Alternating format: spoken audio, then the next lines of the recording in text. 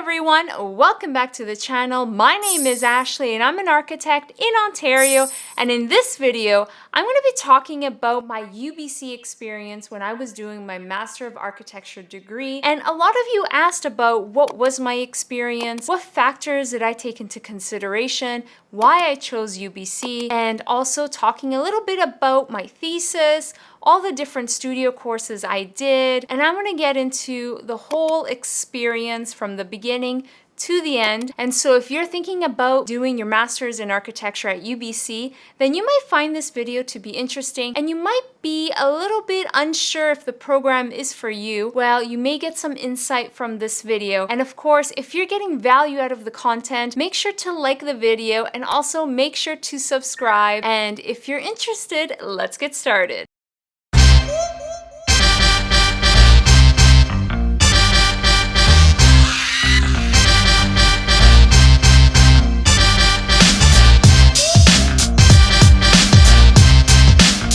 Before we get started, I just wanted to mention that I started my Master's of Architecture at UBC in 2011 and I graduated in 2014. I also wanted to add that the programs do change over the years, so it's been a few years. Now, the program shouldn't be too different from the time I graduated, but I would also make sure to do your research when you're looking into the program because there might have been changes into the program and so on. But I do believe that sharing my experience that I had at UBC may bring some insight to you, and it might help you make a decision if you are choosing between schools or if you're indecisive about UBC.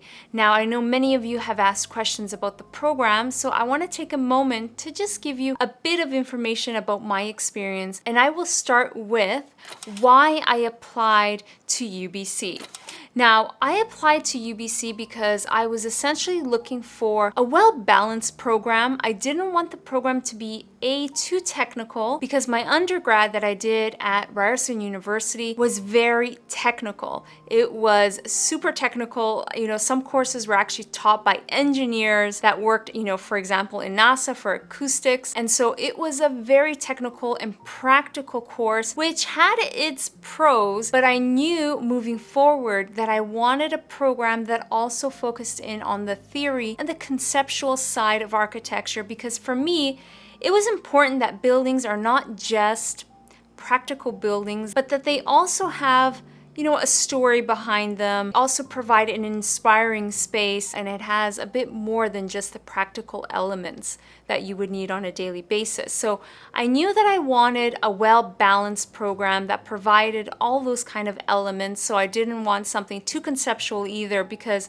I do think that if you go too far off on the conceptual side, that when you do graduate from the program, you're gonna struggle in getting a job as well. So I wanted something in between that had both worlds together. And so I found that UBC on paper offered that, and I also got a recommendation from an alumni that actually recommended me, and they were also my mentor at the time when I did my thesis in my undergrad at Ryerson, and they had recommended me to go to UBC.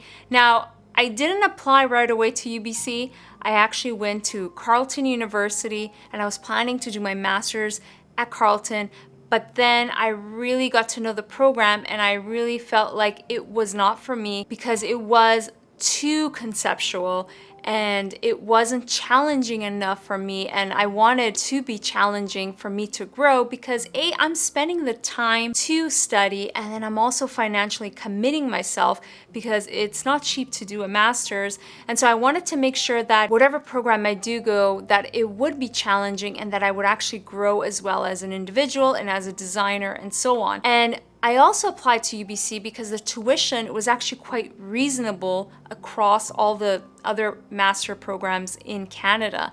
And so I wanted to stay within Canada and do my master's degree locally because I knew that going to an international school would be a lot more expensive. And I also At the time when I did apply to UBC, I also applied to Southern California, Florida University, and a few other programs that I can't remember all of them right now, but I did apply to a few American schools too, and a lot of them were private, so the tuition was very expensive. But I wanted to apply first to see what financial aid that I would be able to get.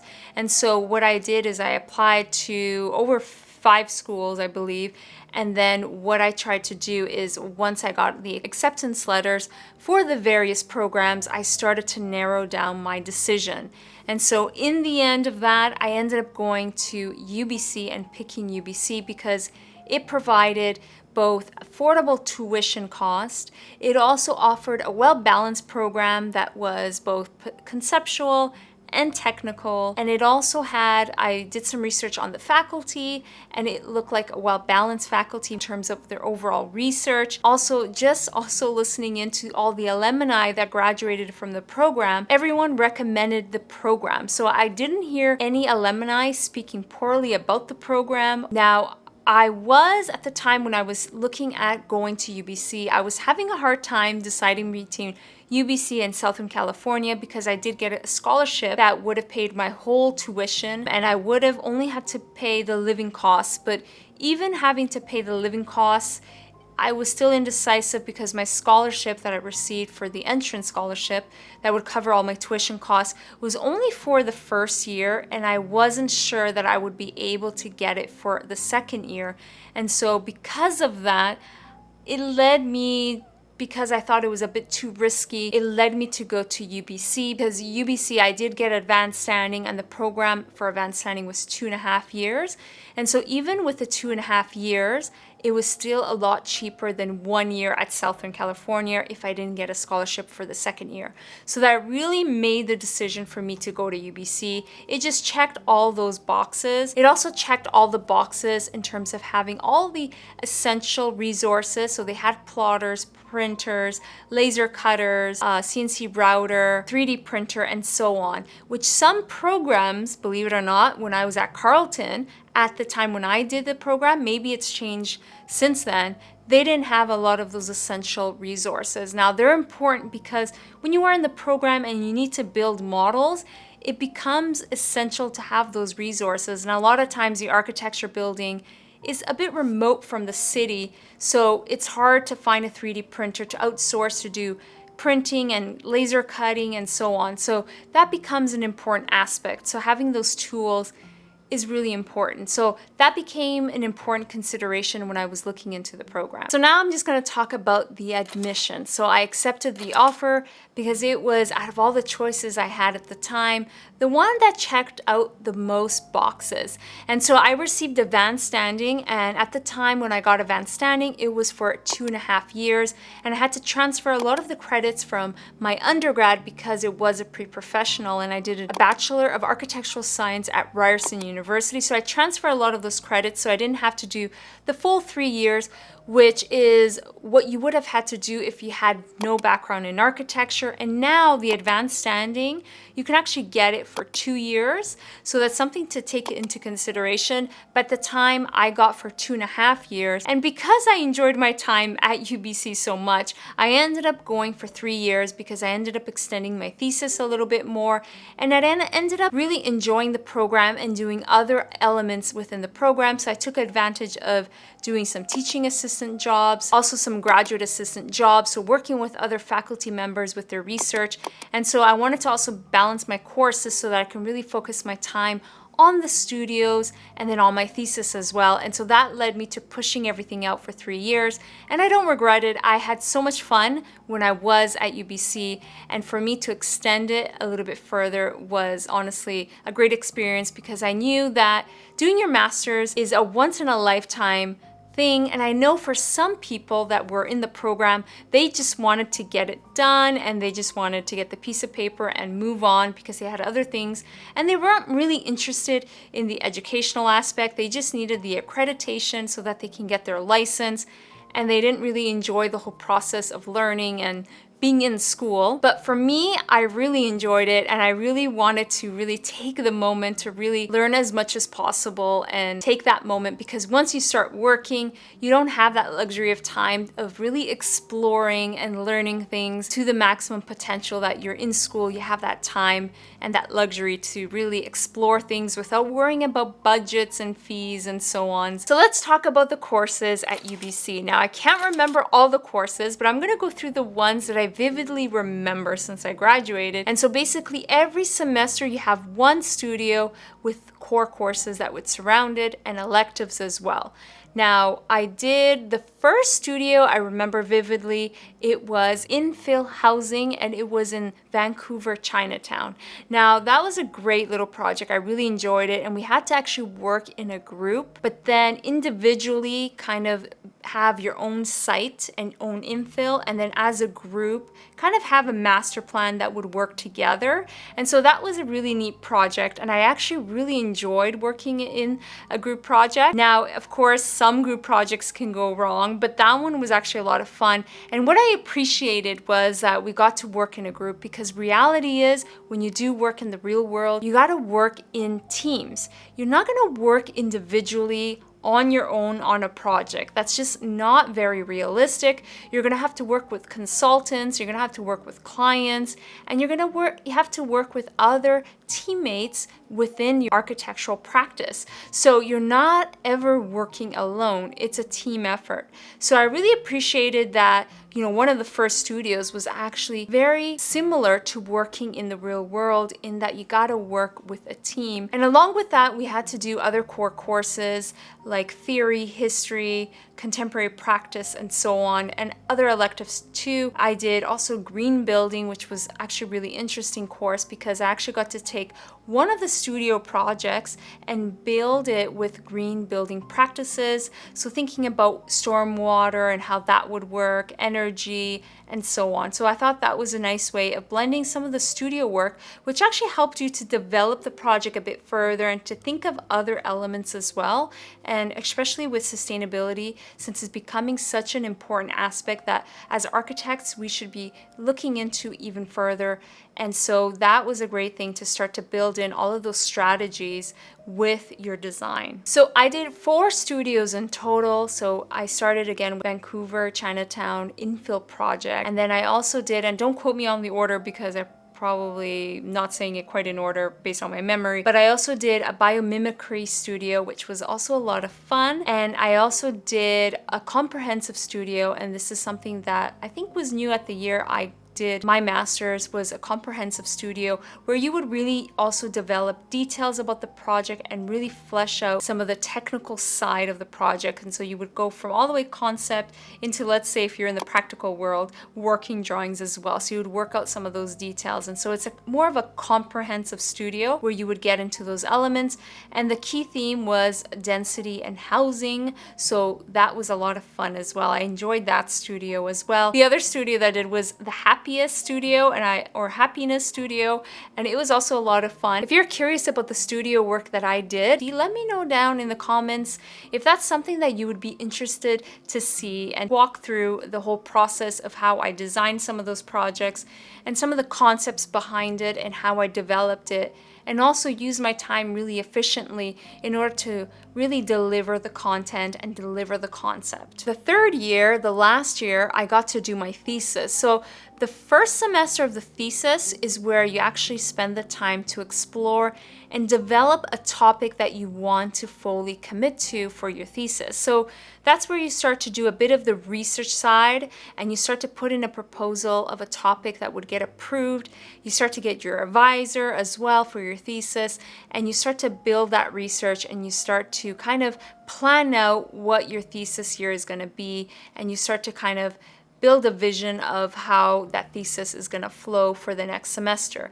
And so the second semester is when you really get into the thesis and you start testing some of those concepts and really building out and designing. Let me know down below if you'd be interested to see my thesis that I did for UBC. Working while I was studying. So while I was at UBC, I actually got the opportunity, and this also made me expand the time I was at UBC a bit further, because I wanted to take advantage of all the opportunities to work with faculty members and so on. And this also helped me to fund my education as well, and to even fund some of the resources and even my food and personal expenses while I was at school. Now, the wonderful thing was I was able to work in the program, so it blended in well with my studies and with the topics that I was interested in my thesis as well.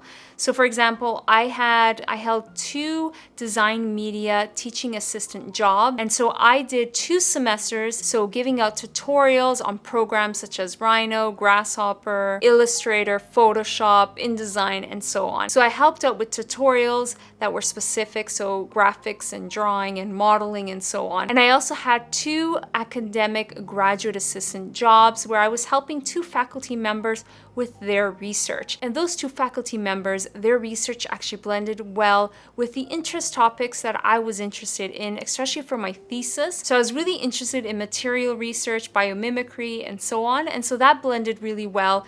And so that actually really helped me both financially and also with my research topics as well. So I really encourage you, if you are struggling financially, and of course, even perhaps with your topic of your research for your thesis, then helping out professors in the program or even gaining some experience with research within the university that can help you financially, but also with your academics as well. Opportunities for scholarships and awards. Now, the wonderful thing about the program is there's so many opportunities to financially fund your education. So working for faculty members and becoming a teaching assistant was one of them, but also if you're able to keep up your grades and also produce good studio work, then you're able to be eligible for scholarships and awards. So while I was at UBC, I received 7 awards and scholarships, and those were really helpful for me to, again, pay personal expenses, tuition, and so on. So make sure, and I encourage you, that when you are in the program, make sure to bring the best quality work in your work. So especially for your studio projects, try to do the best possible work so that you are eligible for a lot of scholarships and awards. And of course, you can also do competitions as well, and that's another way to also help fund your education while you are a student. So for example, you can take your studio work, one of the projects, and see how that aligns closely with a competition, and then submit that, and perhaps you can win a prize, and that could be financially or publications and so on. What I loved about the program. Now, I really loved UBC and my experience for my Master's of Architecture. I have really fond memories, and I recommend the program to everyone and anyone. Anyone that's looking into a master's degree program that has both that balance of technical and conceptual and is looking for an affordable option to do your master's degree, well, I would really recommend UBC. And the other thing I want to mention, that this is one of the things that I realize now is really unique at UBC, is that the faculty really get to know you and you really work closely with them. They know who you are. And I know that this is something that now I look back is actually unique. And so having that one-on-one relationship really helps you to grow as a designer and as an individual. It helps you with your studio work as well. The other thing I enjoyed about UBC was that faculty members don't push you on a particular topic, and because you get faculty members that have a wide diversity of research interests, that allows you to really pick which faculty member works best for your thesis. So that was something that was really helpful, and I would encourage you to pay attention to that, because you have to do a thesis and you're going to have to work with an advisor, and so you're going to have to work with that faculty member. And so if their research aligns with your interests, it becomes a lot easier, and of course you're going to learn a lot more. So make sure to keep that in mind when you are looking into the program, and that's definitely one thing that I really appreciated about UBC. What I didn't like about the program, now I don't have much to really talk about,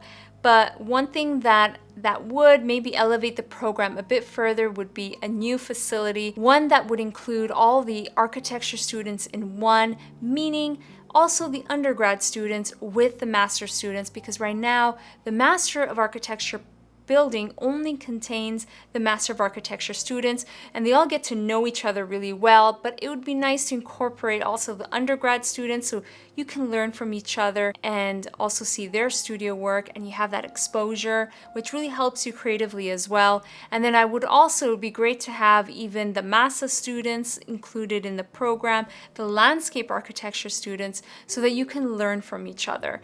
And so I think that could be done with a new architecture building, similar to what U of T did as well. And of course, that could even possibly bring up a PhD program, which would be really great as well. I think that would really elevate the program even further. Now, if you also want to get more information about the top 3 architecture programs that I would recommend, I would check out this video here. And of course, if you're getting a lot of value out of the content, make sure to subscribe to the channel here. It helps me out and it lets me know that you're enjoying the content on the channel. And of course, thank you so much for watching, and I'll see you on the next video. Until then, bye!